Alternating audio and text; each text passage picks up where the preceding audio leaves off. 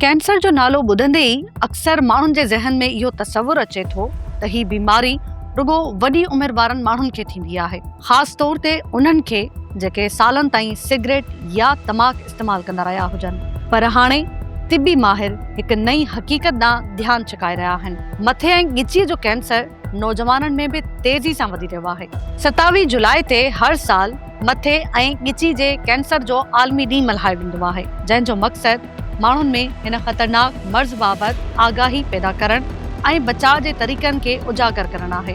मथे ऐं ॻिची जे कैंसर में वात, ज़ुबान, गले, टॉन्सिल्स ऐं ॿियनि हिसनि जा कैंसर शामिल आहिनि। माज़ी में हिन बीमारी खे घणो करे वॾी उमिरि वारनि तंबाकू वापराईंदड़नि सां गंढियो वेंदो हो, पर हाणे अहिड़नि नौजवाननि में बि केस साम्हूं अची रहिया आहिनि जेके कॾहिं बि सिगरेट या तंबाकू इस्तेमालु न कंदा रहिया आहिनि।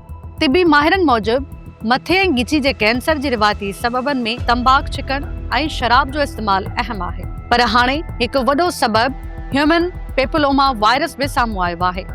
HPV हिकु अहिड़ो वायरस आहे जेको मुख़्तलिफ़ बीमारियुनि जो सबबु बणिजी सघे थो ऐं मथे ऐं ॻिची जे कुझु कैंसरनि जो ख़तरो वधाए सघे थो।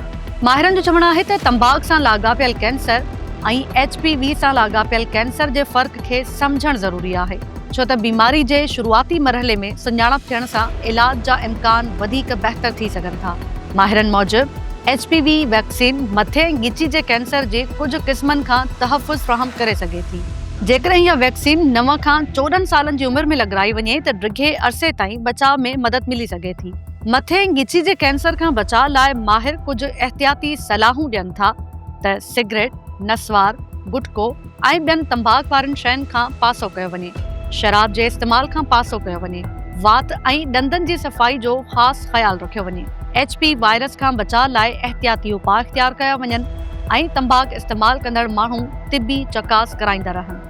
माहिरनि हिन मर्ज़ जूं कुझु निशानियूं ऐं अलामतूं बयानु कयूं आहिनि। वात या मुहारनि ते ॻाढ़ा या अछा निशान ज़ाहिर थियणु, वात या ज़ुबान में अहिड़ो ज़ख़म या छालो जेको 2 हफ़्तनि अंदरि ठीकु न थिए, ॻिची या कुल्हनि ते बग़ैर सूर जे गंढ महसूसु थियणु, आवाज़ में तब्दीली या 2 हफ़्तनि खां वधीक गले जी तकलीफ़ रहणु, खाधो चॿाड़ण या ॻिहण में ॾुखियाई, बिना कंहिं सबब जे वज़न घटि थियण जहिड़ियूं अलामतूं इहो ज़ाहिर कनि थियूं त अव्हां खे तशख़ीस कराइणु घुरिजे।